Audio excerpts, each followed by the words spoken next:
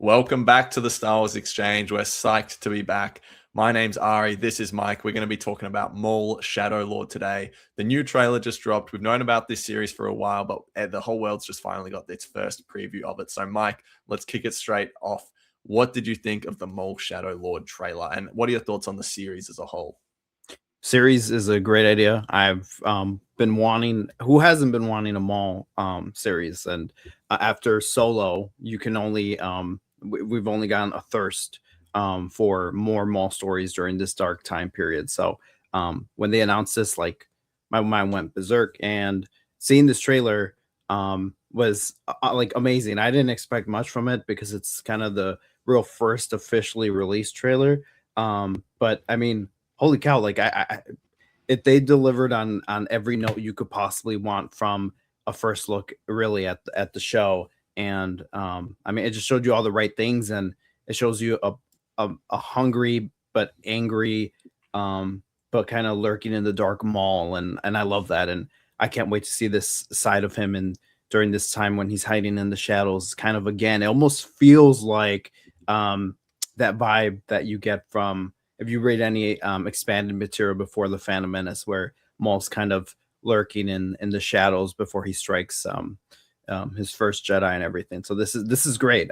Trailer delivered on every note. I just gotta say the animation looks spectacular. And just when you think that it can't get any better, like Clone Wars finale, then Bad Batch, they upped it, and now here we are here, where it's like, oh my god, it literally can't get any better. So again, delivered on every note. Fascinating characters. Well, I know there's a lot of complaints about people saying that, and we're one of those people sometimes too, where like this galaxy feels so small.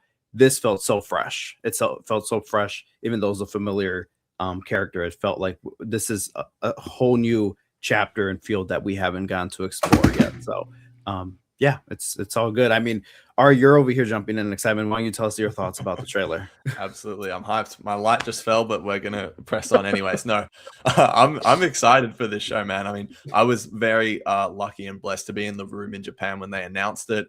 Got to look at a somewhat similar trailer, but to be honest, that was so long ago that I can barely remember it. But no, I've been excited about the series since we all first heard about it. I think it's a great idea. I think it's in the same vein that the Bad Batch continued a thread from the Clone Wars. This is continuing another thread from the Clone Wars, but it's just, going on with that Maul story, whereas the Bad Batch went on with, the clone story. And obviously Ahsoka's got her own continuation in Tales and her own series and everything like that. So I think it's great. Obviously everyone loves the Clone Wars. So it's cool that we're getting almost all these spin-offs about it. And also finally following up from that thread in Solo, which is long, long overdue. So yeah, no, I'm excited. I pretty much echo and retweet everything you just said. I think the animation looks fantastic. I'm glad that we're not just running it back with the exact same style, but there's like that nice sort of painting feeling. Again, I'm not an expert on this, but all I can say is, to the naked eye, it looks cool, and that's all we really want. But from a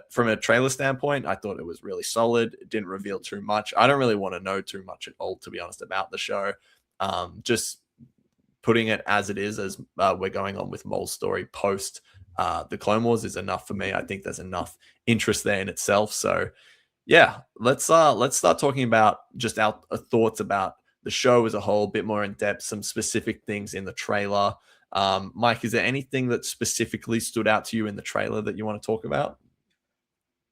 Couple things, but I'll keep it brief here, so we can kind of dive in to all the aspects that the trailer delivered on. But I've been so right now in the mood and vibe for Inquisitors. Okay, I think it's a fascinating, I don't know, piece in Star Wars lore, but sometimes it delivers, sometimes it falls flat on its face.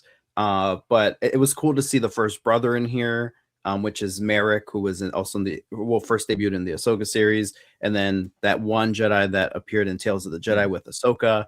The 11th brother. Oh yeah, the 11th brother. Okay, yeah, definitely didn't look that up. I just knew it. Okay, yeah, I'm sure I already knew that. So the 11th brother. So I can't wait to see what roles they play, and we previously saw them in the what was it, Tales of the Empire. They were there with Barriss, standing next to Barriss. So it's cool that, you know what, I'll say this. I love that now with animation that we've had so many characters made in this animation style that we just can. It just feels like a overloaded toy box that we can just pull different figures from and we can incorporate into the story. So you know what? It fits. It makes sense why Inquisitors would be hunting Maul, and we even get a line there where it's like, the Emperor wants you dead, and that in itself gave me chills, because then you think, which led me down a rabbit hole where it's not a rabbit hole, but just thinking thread where, okay, cool. Is Maul going to encounter Sidious again? Is what would that conversation look like? What would that encounter be like? Um, will Maul encounter Vader during this time? Because in Rebels they were supposed to have this fight and Vader was going to end Maul, but then they ended up scrapping that completely, obviously, and we never even got to see them meet. But Maul knew of Vader, so do they? Yeah, I was going to say, have an let's encounter? talk about that real quick, because Sure. you're absolutely right. The language that Maul uses in Rebels pretty much indicates that he has encountered Vader. He knows very well who he is. So not only do you think that's going to happen, but do you want that to happen and play out in this show? I will love it. I will love it. The two Dark Lords going at it, because if you think of a fight between Dooku and Maul, perspectively, it's pretty cool, but it's not as rad as someone like Vader and Maul. And Maul looking at Vader, that's who I should have been. That's I should have been by Palpatine's side. So I think it would have not just a cool rad fight that people make on AI now on YouTube, but something that would have a lot of depth.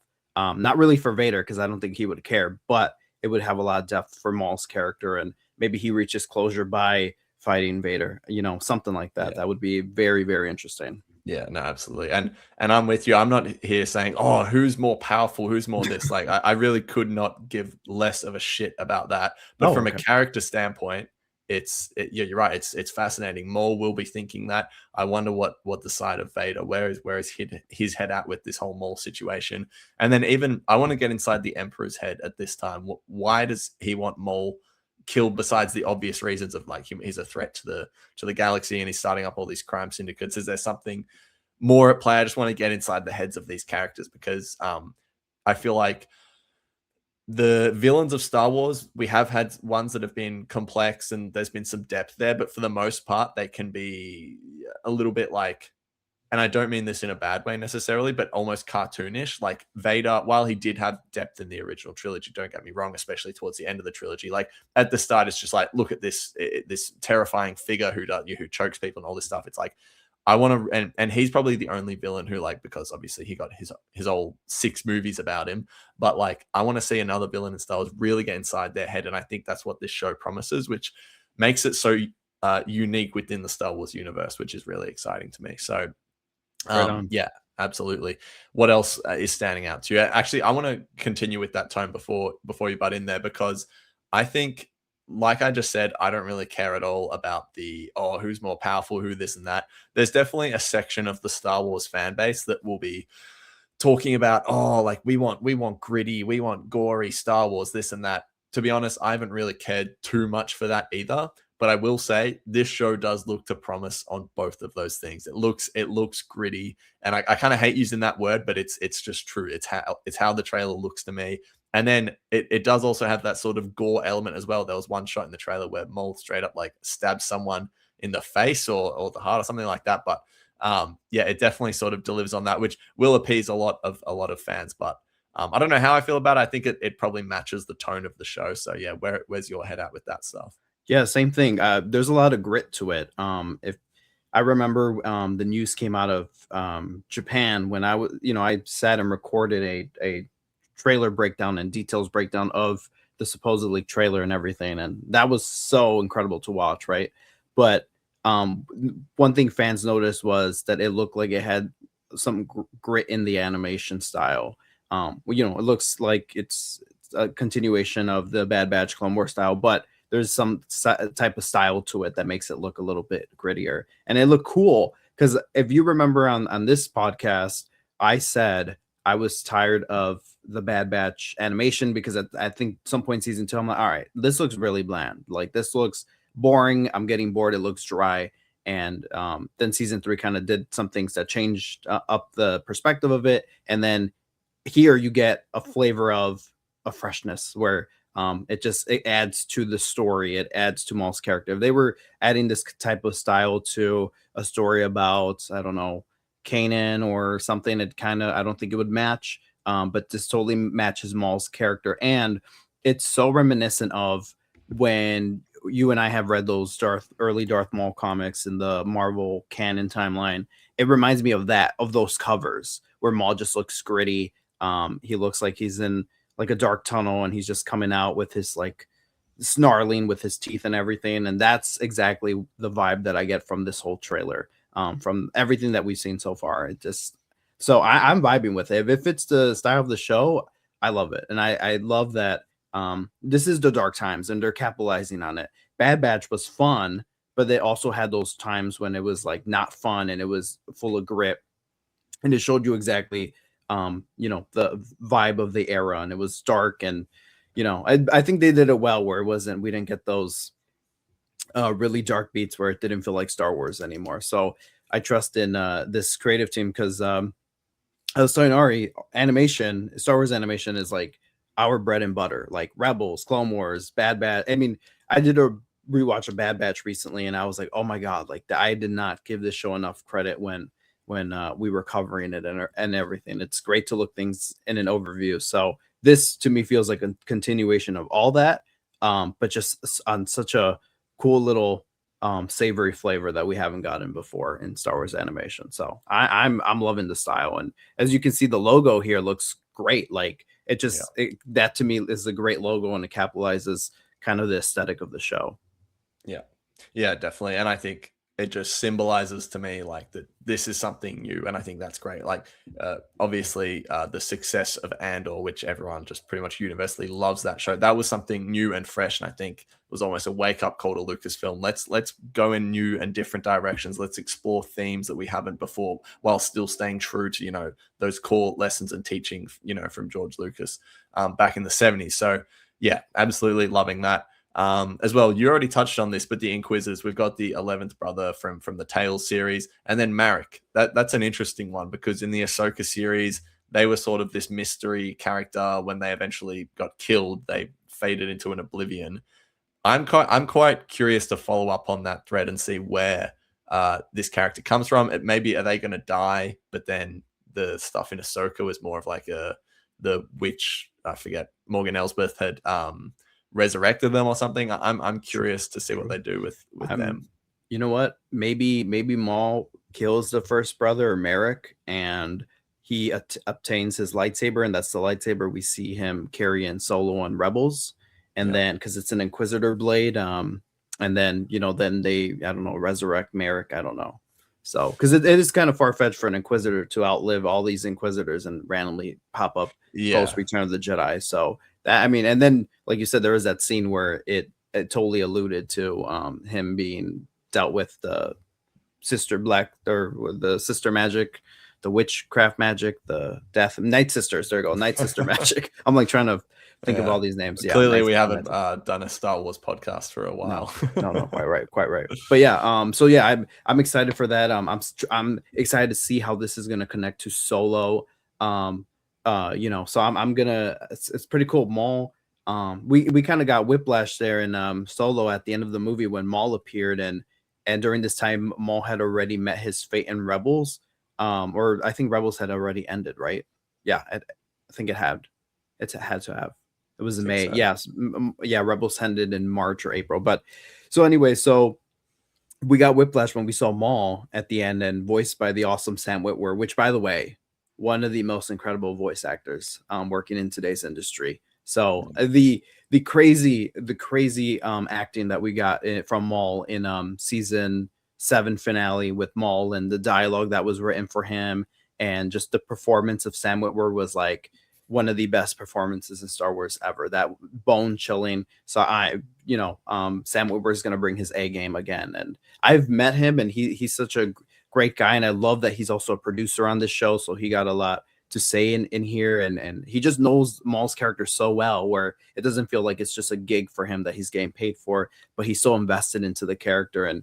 And he's, even when he was brought on for Clone Wars and Rebels, he was always making pitches, and he was always trying to steer his character in a direction. So it's great to have him here and have such an influence on Maul, because I think by this point, they're just so synonymous with each other, Sam Witwer and Maul. So yeah. No, absolutely. It almost reminds me of Diego Luna being a producer on Andor in the sense that it sort of fills me with hope that for the series, that it is sort of a passion project and there's people behind it who actually really care. This isn't just Disney trying to make a bit of money, or Darth Maul's a popular character, so we'll give him a show. Like, it really feels like there's some intention behind the reason that this show actually exists, which is quite promising.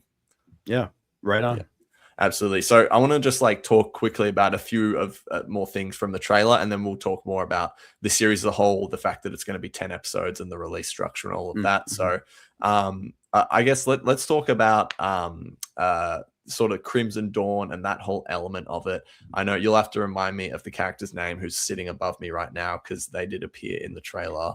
Broadcast. Yes, from Siege of Mandalore and Clone Wars and all that. So yeah, they'll be appearing. Crimson Dawn, how does this sort of how far along on the timeline do we get to? Are we going to get to Solo? Are we going to go all the way through to Rebels? How do we feel like this? How much of the criminal element of the show is going to be present compared to Maul's sort of spiritual journey? Sure. Yeah. I think it's going to take us all the way. I think if they're spending time telling us the story here, I really think they're going to connect us from point A to point C. One thing I've always loved about Maul's character is that what was it, in Greek mythology, the god Syphilis or something like that? Where he rolls up the boulder and he finally gets on top and then rolls back down with it, or something like that. And I'm like, dude, that is so Maul. And every time he builds his kingdom, he gets his ass knocked down and then he has to build back up. So we've seen that in Phantom Menace. We've seen that in Clone Wars, when he comes back from the trenches and literally is revived and goes on to build his glorious empire, then's knocked on his ass. And then he progresses even further. And we learned that he built a whole criminal empire. And then we're like, wait, but what happened now? Because then Rebels, what happened? Because then he was on Malachor. He had a whole different life. So I feel like maybe, I don't know, maybe each season will maybe we get a season focusing on this specific story. Next season will be on Maul in Maul with Crimson Dawn working at the top, and then the third season might connect us right to Rebels. I don't know, but I could see them going all the way. I mean, why not? Unless they want to save that for another series, in 5 years. But I would totally see them doing all that at one go. And you have all the characters, like I said, that toy box, Clone Wars season 7. They did a character model for all these characters. They did one for Dryden Voss. So, and all the criminal elements of Black Sun. They got the Pikes got a cool sleek upgrade. So they're gonna use them. And we were waiting for when they were gonna use Dryden Voss. We thought he would appear in Bad Batch as like a Kingpin or something. But they were saving him for this show. So I'm excited. It's crazy. I just want to say quickly that it's Clone Wars finale, or Clone Wars wrapped up in 2020, and we were like, oh my god, this opens the possibilities for so many shows. Then and later that year we got release or news about the Bad Batch series, and now that's done. Like you said, this is a thread from the Clone Wars, so I'm excited 5 years from now to see what else they announce and where we go from there. But again, this is great. I see it connecting all the dots here. So yeah, what do you think? Absolutely. I'm sort of like, I mean, people may be going to get sick of me doing this, but again, I'm going to compare it to Andor in the sense that we know this character's fate. So I would love for what the show to do is like, okay, and Tony Gilroy has described knowing the character's fate and knowing the ending of that story. It was sort of freeing for him, and like, okay, we know we need to hit these pillars. Like for Maul, it's going to be, Crimson Dawn in Solo. We know obviously there's stuff going on there, and then obviously everything that goes on in Rebels. We know like those points.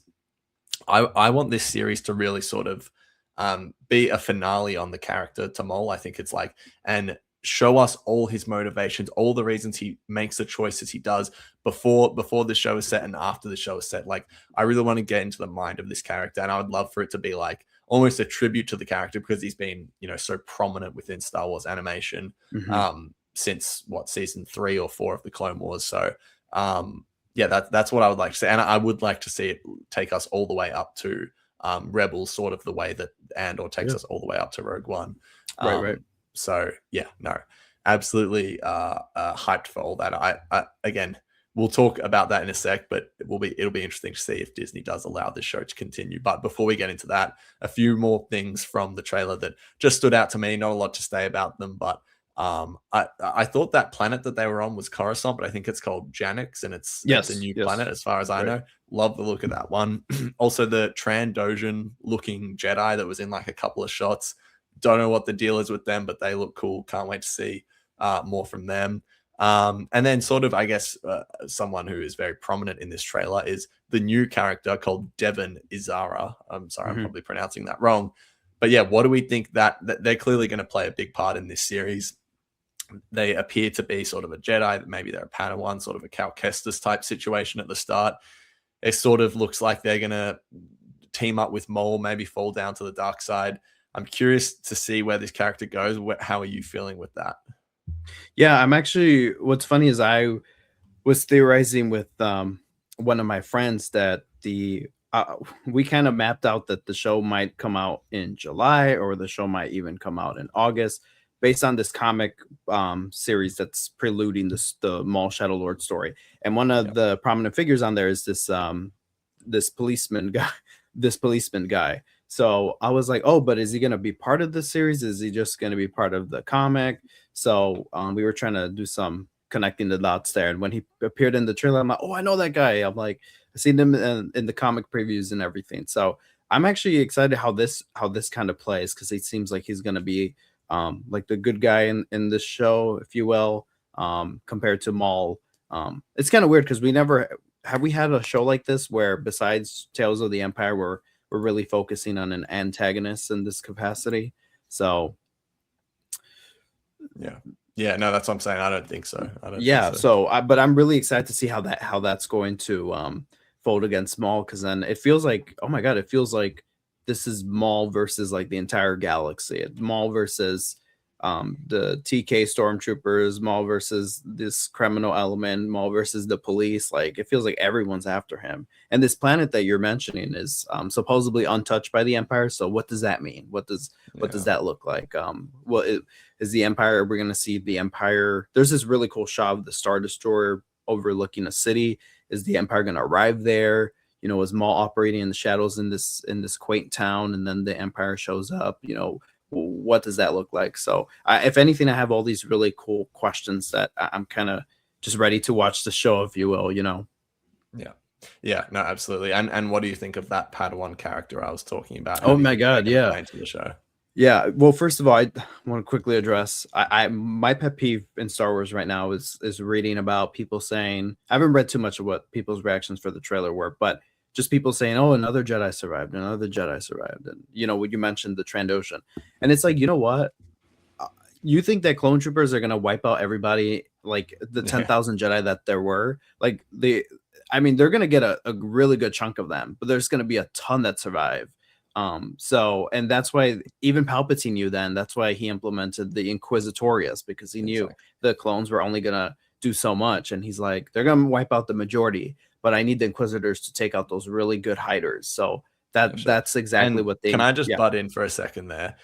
You're exactly right. If there's 10,000 Jedi in the galaxy, if you were to wipe out 99% of them, there'd still be 100 left. Yeah, right. And we only know about like 10 or something. Right. So it's not that hard to believe that there's a bunch of survivors out there. So sorry, go on with your No, exactly. 100%. I was actually thinking about this during I was rewatching Obi-Wan, which, by the way, this is crazy. And I didn't do this planned, but I did a whole Clone Wars marathon last year. And while I was doing it randomly, I'm like, you know what?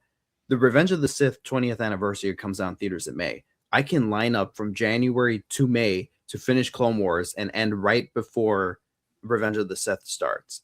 I did that, then came back home, finished Clone Wars, and then I'm like, you know what? I'm going to rewatch Bad Batch. And so I've been on this whole Star Wars journey since last January, and I've just watched Solo. I've just been getting into Andor. I replayed the Fallen Order game and Survivor. And I'm like, wait a minute. And I'm reading, I played Star Wars Outlaws. I'm reading the book that hasn't come out yet. And I'm like, wait a minute, this Maul show comes out, but that's not gonna be till July. So I'm gonna probably be by the original trilogy by then, or try to get through, try to watch Return of the Jedi and then watch the Mandalorian series and then watch the movie in theaters. But this is coming out sooner than expected. So right now, my mind is all in this kind of dark age era. So this is great. So I'm just like fascinated by all what you're mentioning about the Jedi, only maybe 100 living at this time. So I am totally set on exploring this Trandoshan character and this Jedi apprentice, but then it looks like she turns Maul, kind of corrupts her, based on what we've seen in the other trailer that you got to watch at Celebration. So fascinating stuff. I personally, like you, I don't feel like there's like, oh, another Jedi survived. Like the Order 66 really do its job. I'm like, yeah, this is what it's exactly kind of supposed to look like. It's called the Jedi Purge, right? Yeah. So this is going to be really exciting. I think we have fascinating characters here, and I'm excited how the Trandoshan will pair to Maul, and how the Twi'lek character, who people keep saying is Darth Talon, how that's gonna play out. I don't know, but yeah, just great stuff. I think it's again freshness going on here. Yeah, exactly. And to just harp on that point for another second, are we saying Order 66 wasn't successful if it killed now 9,900 Jedi? Like, I think they've had pretty good success with Order 66. So yeah, no, I'm with you on that point. And also one more interesting element to that character looks like is she's familiar with Maul already. Like, I don't think Maul would be familiar with her, but she knows about Maul. Maybe that's just a word of mouth thing, but I'm be curious to hear like what her perception of Maul would be at this time, how the Jedi sort of perceived him. Obviously, like, oh, he's a bad guy, yada, yada, yada. But what I'm sure there's some more depth and nuance to that we can hear about. And to say that, remember in the Anakin and Obi-Wan comic series by Charles Soule all those years ago, where there was the Jedi younglings and Padawans were training with a hologram of Maul. So like Maul has been echoed throughout the Jedi Temple. I mean, even without the damn comic, but it's just he's echoed as like, oh my God, he was the first Sith in a millennia, and he killed Qui-Gon Jinn. So there's been horror stories about him, and then them hearing about he coming back to life and everything. So yeah, that's a really great point, and I'm glad the trailer showed us that. Yeah, for sure. And the last thing I want to talk about before we wrap it up here is probably the most interesting thing about the trailer, or just the news drop that we've had this last day, is the fact that the series is going to be 10 episodes, and we're going to be doing 2 per week. So there's 2 elements to this. I'm going to start off by giving you my thoughts first. The 2 episodes per week, I know some people are a bit caught up in that. They're like, no, we want the 10 weeks of the Maul show. And I understand that, and there's part of me that does like that as well. But to be honest with you, on this podcast, when we were covering the Bad Batch, I would say to you over and over again, this series would be so much easier to digest if we were to release it in chunks, because this isn't like an Andor, where I would have been more in favor for that releasing 1 per week, because that's an hour of television per week. The Bad Batch lost so much momentum during its release because we had, I'm not going to call them filler episodes because I hate using that term, but we just had much slower, deeper episodes, which were great, and I enjoyed those episodes, but they weren't progressing the overall story forward, which it didn't lose me as a viewer, but I reckon it probably did lose some people. And it just, you think, oh, well, there's 16 weeks of conversation around the Bad Batch. I don't think that necessarily translates, because if nothing happens in the episode, there's not going to be a lot of people talking about it. Whereas if you drop 4 episodes and there's a slower sort of episode in the middle of that episode might be much more appreciated, because you're still getting sort of the actual meal along with it, if that makes sense. So anyway, point is, I'm in favor for the 2 episodes per week. In saying that, the fact that it's 10 episodes is pretty disappointing to me. That feels like a Disney decision to me. And I'd love to hear more about it from Sam Witwer, Filoni, and everyone working on the show. But 10 episodes for an animated series, you can almost bet money that they're going to be like 20 to 25-minute episodes. If they're longer, that would be fantastic. But I'm in serious doubt of that, especially given Disney Plus's track record. So 10 episodes, I'm disappointed. And just more than that, I'm really looking forward to this show, but I have a serious fear, just because of the state of streaming, the state of Disney, that this show, no matter how good or potentially not good it's going to be, I'm worried it just it won't continue. after this first season. I think the creators probably have multiple seasons in mind. I just really hope that they actually get to fulfill that and show us this whole story, because Skeleton Crew was a fantastic series and it doesn't look like they're getting a season 2. So yeah, I just have some concerns over that. That was a lot to take in, but Mike, what's your thoughts on all that I've just talked about there? First, I want to address the release. Yes, 100% agree. I'm telling you, when I rewatched Bad Batch, oh my God, I had such a great time with it. And season 2, I thought, was one of the worst seasons in Star Wars animation upon debut, because I thought it was a really mixed bag. We had really good stuff and we had really shit stuff. But when you watch it, and like you said, the key word is momentum. When you don't lose the momentum, there's a different effect that you experience. And season 3 felt, when it was debuting, we were like, oh my God, this episode's really good. This episode's really good. This episode's really good. And we almost sound repetitive, but when you watch it in sequence and with the momentum carrying over, it has that much an effect on it that makes it even glossier and greater. And like you said, it also, I think Maul Shadow Lord is, I think they're taking a good approach where they're not dropping too much, because when Andor was coming out, that was a lot. Like that was, I don't know if I wanted 1 episode per week, but I definitely didn't want 3 episodes in one sitting. Like I appreciated that, and it felt like I was watching a movie, but I'm like, oh my God, I need some time to digest some of this stuff, especially after Mon Mothma's speech. I'm like, hold on, like let me like take a week or something to digest this.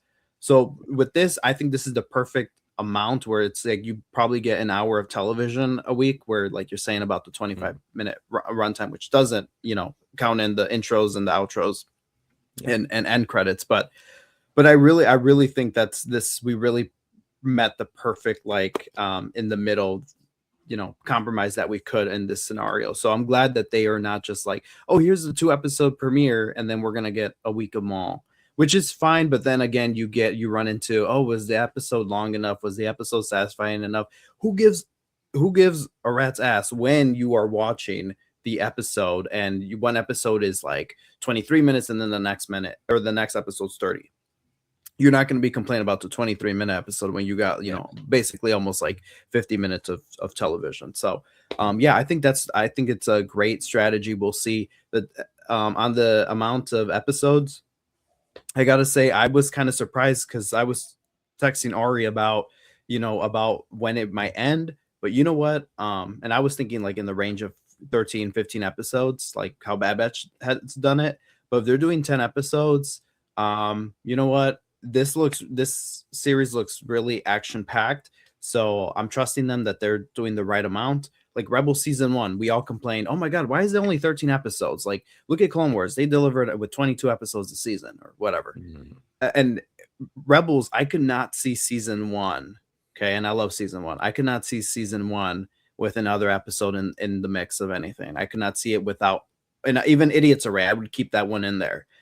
So for me, I feel like maybe they know what they're doing. Again, Bad Batch, there were some episodes that we didn't really need, but it was some downtime with the characters. So here, they're kind of almost telling us that they just cut out the fat and we're just gonna get lean meat. So we'll see. I don't know. I think 10 episodes is kind of rather shocking, but I'm also like, all right, I'm on board if they say that they know. Again, I really think Star Wars animation is a different ball game compared to the live action TV series. So I feel like Star Wars animation has more pull, if you know what I mean. So I feel like we might get a season 2. I was surprised with Bad Batch that we got all the way to season 3, and it didn't feel like Disney was like, all right, we're only going to do 3 seasons of this, or it felt the way the creators handled it or whatever. I don't know what happened behind the scenes, but it felt natural. It felt like even if season 2, even if they were going to go to season 5, the ending to season 2 to the carryover to season 3 and the ending was so natural and so clean that I'm like, oh my God, that's great. So hopefully there's more seasons than this, but with 10 episodes, I'm like ready to go in. And maybe this is like a really, like Andor was, a real close up at the character. So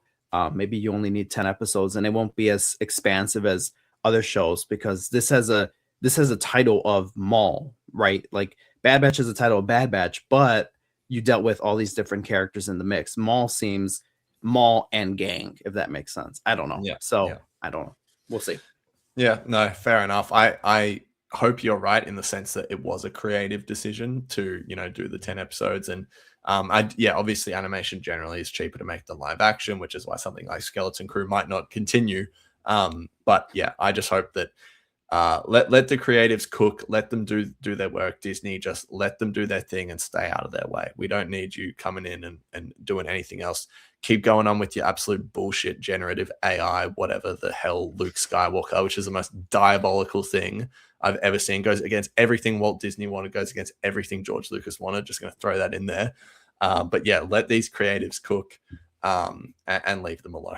So on that note, that's the Maul Shadow Lord trailer breakdown discussion series chat. So it's great to be back here doing some podcasts. I know it's been about 2 years. We've actually recorded one 5-6 months ago when Mike was visiting me in Australia. We will release that hopefully in the next few weeks now that we're back doing some pods. And yeah, we're keen to cover Maul Shadow Lord, Mando and Grogu when that comes out, even though neither of us are really excited for that movie given how diabolical season 3 was. But nonetheless, it looks like a somewhat exciting year for Star Wars. Ahsoka season 2 might come out at the end of the year. So always happy to jump back on and do a little Star Wars exchange pod nonetheless. Yeah, 100%. Well, we got ferocious and gritty in here for a second with the Disney rant, but 100%. And it's great to be sitting back here in the co-pilot chair, and I feel like Star Wars Exchange, the community has been great. The people that we met have been great, and I feel like, yes, our lives are busy now.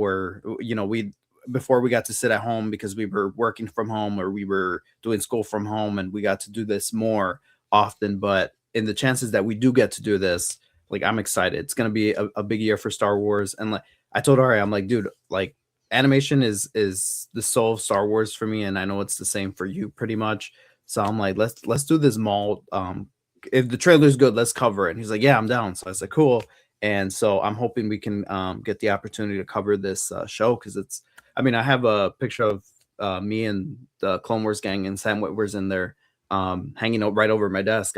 This universe of animation means so much to me, and it's so rich, and I'm like, dude, I want to break it down. So yeah, it's great to have the Star Wars Exchange kind of just back up and running, if you will say. And I'm excited for people to watch our reunion episode. And so technically this episode would have been released in 2025, but we just didn't get our stuff together to release it. But it was recorded, and you get to kind of see, it's kind of like a temp check of how we feel with Star Wars. And we talked about the Maul, because by that time Ari had gone to Celebration, so we got to talk about our thoughts about the Maul show. So compare that to our thoughts before this trailer and compare them. So that's gonna be interesting to watch. And yeah, I'm excited for what's to come on Star Wars this year. Absolutely. Looking like being a big year.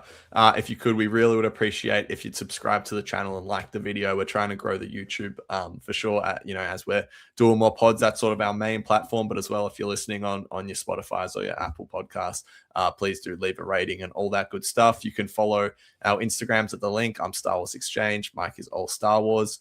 I'm not very active on there, I'll be honest, but Mike does some great stuff. So definitely go check out his account. But until next time, may the force be with you, and yeah, we'll see you then. Adios.